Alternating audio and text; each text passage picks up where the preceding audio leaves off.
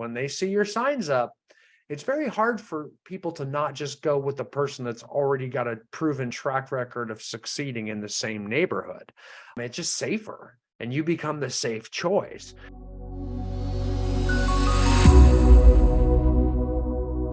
Hey there, welcome to the show this week. It's Brian Icenhower, and today I want to talk to you about luxury real estate coaching and some of those strategies around it. It's kind of interesting, coaching luxury agents. It's something that, at Icenhower Coaching Consulting, we have specific real estate coaches that coach many of the highest performing luxury real estate agents and brokers across North America. And there's a lot of mystique around being a luxury agent. And for those people that want to be luxury agents, I'll just be perfectly honest with you. Sometimes it's just a lot more simple and easier to do than one might think. It is not that challenging to be a luxury agent. I honestly think the biggest concern around it is in between people's ears. I think people that want to be luxury agents that can't or don't get in their own way, and they think themselves right out of it. And they think it's harder and more difficult and more challenging than they think. They think they have to have money. They think they have to spend their way into it a lot more than they actually do. And so it's kind of interesting around that. So I want to talk about some luxury real estate agent, coaching systems and strategies to kind of debunk that myth. And I'll start with this. So let me break down what it looks like, coaching luxury. And I'll first start, there's two ways to grow a luxury real estate business. There's two main ways that you go about it. And those two ways are this simple. It's number one, you can target and market yourself to people or places. So it's people, number one, or places, number two. It's one of those two. In all marketing, you're going to find a target market that we market towards. Otherwise, we're just shotgun marketing. We're just marketing out to the universe. And that's a very key core concept that you must get if you're going to grow your real estate business in any way, shape, or form. You got to find target markets. And in real estate, we have them. We do geographic farming. You can, market to the people that's a business by referral, your sphere of influence. You can market to different neighborhoods. You can market to expired listings, FSBOs, around listings, circle prospecting. All of those have different targets, right? So you always want to target market. A lot of agents don't get that. They just, start putting themselves on social media or whatnot, really floundering. It takes a lot more work that way, a lot more effort that way. You can have multiple targets, that's fine, but each marketing piece or each effort or each lead generation effort or something has got to target a specific group of people to be effective. And with luxury, it's no different. You're either going to attack people or places, and it's the types of people and the types of places. I'll start with number two, places, because places is easy. You want to, target luxury neighborhoods, luxury communities. What are the highest priced neighborhoods in your area? And that's your luxury market. And we can use specific techniques designed to target places. Similarly, we can target people. What types of people? Quite frankly, it's this easy. It's the people that live in those very neighborhoods. So we market to those particular people. How can we do that? So we go after that demographic or we target those specific neighborhoods. And if you want to go for both at once, that's probably more effective because you are really isolating that group of people by place and by their demographic. So what can their demographic look like? Their demographic could be, you could be joining those, and that does cost a little money, joining their country clubs, being where they are, hanging out in those places, joining different community groups, service groups, where they are, volunteering to be on boards of directors of different charitable organizations. They often serve in those roles too. You're getting where they are. You're being where they are as much as humanly possible. You're trying to foster those relationships. You're going to those churches. You're getting involved in those organizations. You're trying to by targeting people, you are actually putting you in contact with them. Okay. That, that is going to take some effort. There's no doubt about it. The other way that you can do it, I like them both at once if humanly possible, because I'm always looking for success in the shortest period of time, is to basically geographically farm their neighborhood. And you can actually target luxury neighborhoods. You're doing that all the different ways we geographic farm. People always think mailers because that's what we see. But yes, mailers are a part of it. They're a small piece of it. We can target FSBOs and expireds in luxury neighborhoods too, maybe just to break in. That's one way to do it as well. We can try to create an entire ecosystem around that farm by getting online. We can buy up some Zillow neighborhoods. We can organically try to market. We can blog into that area. We can attack specific keywords for the names of certain communities, like, Bella Sarah Homes or Bella Sella Residences or Bella Sarah, Nashville, if that's the city you live in, or things like that, to try to target those online as well too. We can definitely, acquire all the contact information for the people that live in that neighborhood. We can do a lot of reverse targeting on social media, where we can actually target ads and just listed and just sold and different things. We can target advertising via social media channels like Facebook, etc. That way too, we can set listing e-alerts up so we can email market to the people that live in that neighborhood. It's very easy to acquire. And our coaches help our clients do that, acquire email addresses for everybody that lives in those neighborhoods. There's things like Nextdoor apps and stuff where we can target them that way. And the key is to be in all of those areas. It's not just one of those areas that works. All of those things work just a little bit, right? Just like anything in real estate. It's a real low conversion rate on anything we do in real estate. That's why we have to do things lots of different ways to kind of be ubiquitous, so that we're everywhere, so that they always see us no matter which way they turn, whether it's on Facebook or they look in their email inbox or this or that, or in their mailbox or all of a sudden we're just everywhere. And then all of a sudden we become synonymous with the agent of choice in that particular community. And that's how we hit it geographically. And that's why if we can do it, demographically too, where we're actually getting to know them and they're seeing us face to face, we just become everywhere. And then we become comfortable, and we, without even a personal relationship yet being formed, they get comfortable with us, and they get comfortable with our expertise and our abilities and our skill set. And then therefore they get comfortable hiring us. And that's true with any type of marketing we do in real estate, to be honest with you. That's what I keep trying to say. It's absolutely not that much different. I mean, we do need to up our game a little bit in a few areas, to be sure, because people in luxury homes do expect a little bit more, and they're going to be less understanding of weaknesses in your presence and in your marketing presence. So for example, your videos need to be very clean. They need to be professionally done. They love those. Your signage needs to be clean.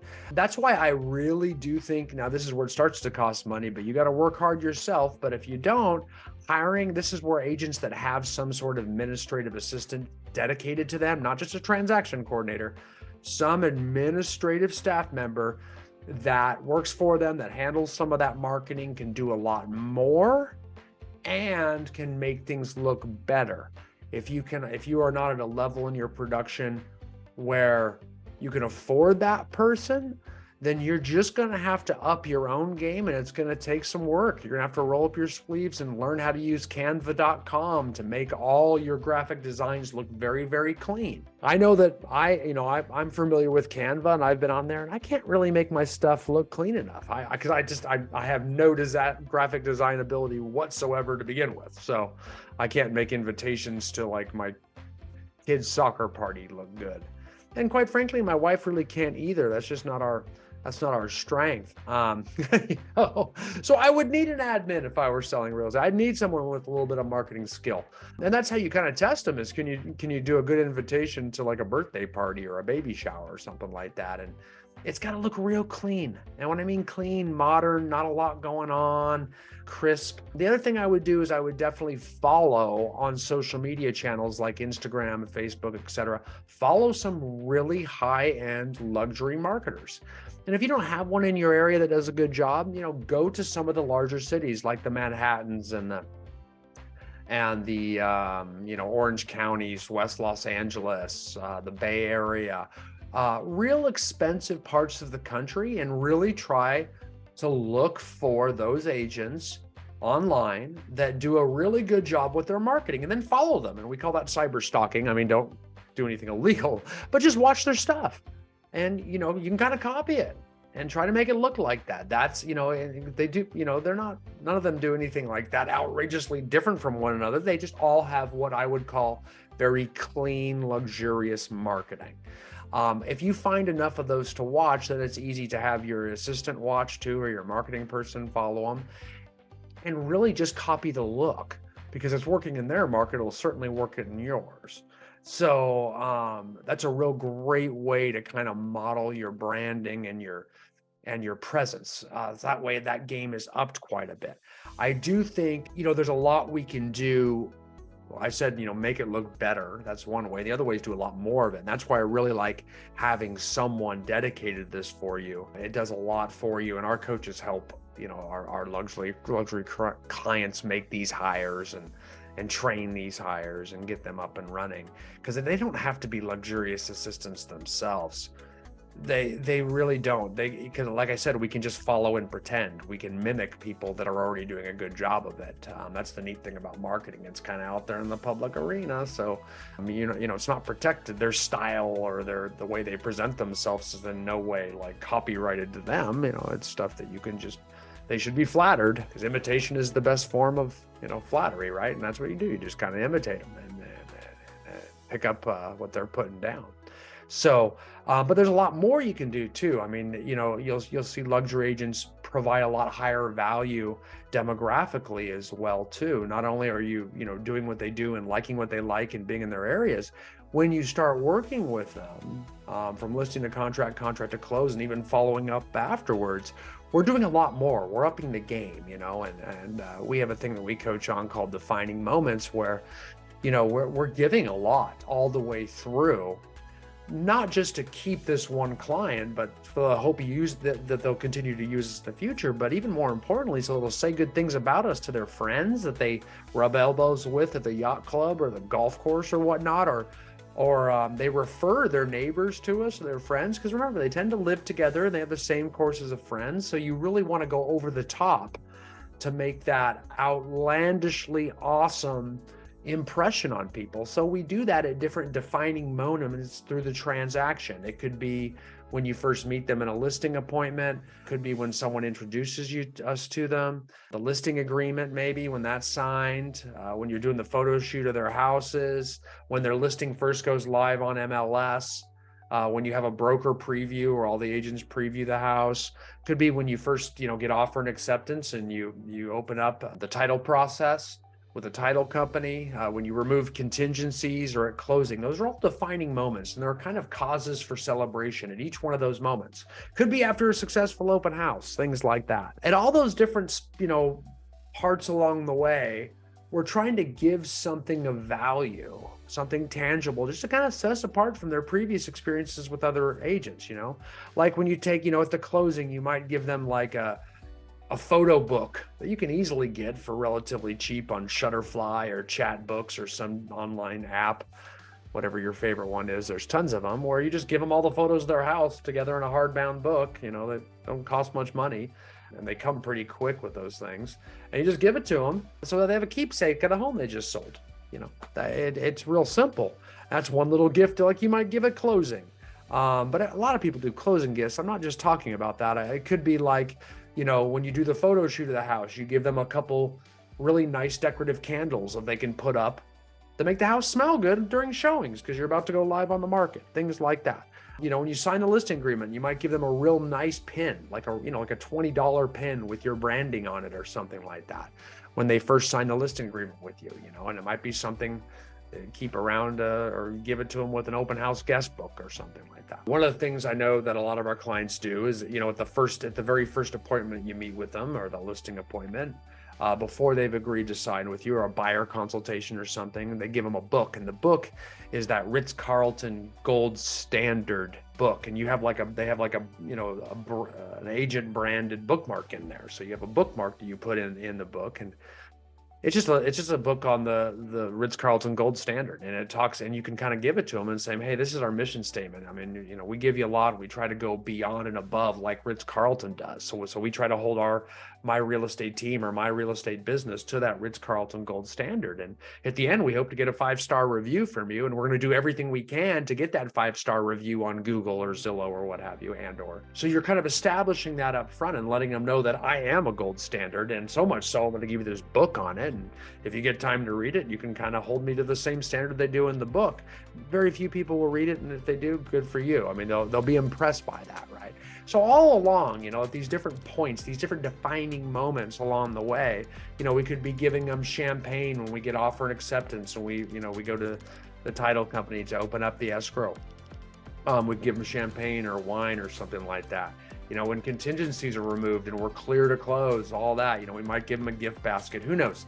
Could be some stationery or some, with your team's monogram on it that they can have, and things, just little things like that we're going to buy in bulk and give to all our clients that really set you apart. They're just all little things, and none of them in themselves are that expensive, but they really set you apart, and they start to make an impact because no one's received all of that kind of stuff, especially in moments of celebration. That's when they receive them the most, and they think the most positively of you, because almost every one of those is congratulations. Believe it or not, when they sign a listing agreement, that's a big stress. I mean, getting realtor taken care of was like getting realtor checked off their list of things to do is a huge stressor that people are happy to get done with. I mean, we don't realize that being in real estate. So that's when you turn around and congratulate them. Good job, guys. We've done it, man. This is a big step. I'll take it from here, and you give them, that book, that kind of thing. So it's very powerful. And it's just, these aren't tough things. They aren't tricky. But when we target these two ways and get these systems set up, they're powerful. Now, you don't have to spend a lot of money. You can do a lot of the work yourself. I mean, you don't need, for agents just starting out to even provide all those things. They can just be congratulations. They really can. And a lot of things we can make them a lot cheaper as well, too. We just have to start getting a little bit more creative. But there's lots of ways to do that out there too, without spending money. It'll just come by effort. Just like if you don't have money to afford administrative support, you have to do it yourself, and so be it for a while. But ultimately, we start. The thing about luxury is those are much bigger commission checks, right? We earn a lot more, so it's very easy after working pretty hard yourself to start to dedicate a percentage of that income towards those types of expenses. And I'll tell you, the thing is about it, once you become a successful luxury agent, it's very easy to hold that title because, like I said, luxury clientele live in specific areas. So you really brand yourself with them. They are very defined target markets. So they see, when they see your signs up, it's very hard for people to not just go with the person that's already got a proven track record of succeeding in the same neighborhood. It's just safer, and you become the safe choice. The key is you do have to work a little bit and or spend a little bit to get in that place, but that's the key. A lot of people think, and yes, you need to dress the part. Yes, don't have a terribly, unprofessional or unsuccessful looking car. Do you need to get a Maybach, or do you need to have a Lamborghini? No, you don't. You really don't. Looking frugal is fine, but make sure it's nice, okay? We don't need to have a car that's in bad shape. It needs to be on the upper end scale of things. If you've got a nice Chevy Tahoe, heck, there are very luxurious soccer moms that drive nice Chevy Tahoes. That is fine. That you don't have to go over the top on that, but have an updated car that's, within the last, 5 or 6 years, and have one that's on the nicer side of things. And you don't. Do you need to be in a 3-piece suit? No, you don't. Do you need to wear the most expensive name brands? No, you don't. Do you need to be up up with the recent trends to some degree? Yes. Do you need to dress professionally? Yes. But quite frankly, people who live in those houses don't dress like that. They don't necessarily drive those cars. They're normal human beings most of the time, believe it or not. So dressing in a way that makes you approachable, that makes you seem somewhat humble is okay. So don't believe what you see on like the Selling LA or the Selling New York shows and these guys that just go over the top. Believe it or not, that a lot of that is for TV, and there are people that sell in their areas a lot more than those people on those shows that we coach that don't look like that or act like that or drive cars like that. I mean, yes, we got to look good, but do we need to do it? No, really, it's these systems that matter more. It really is. So don't get misconceptions about being a successful luxury real estate agent.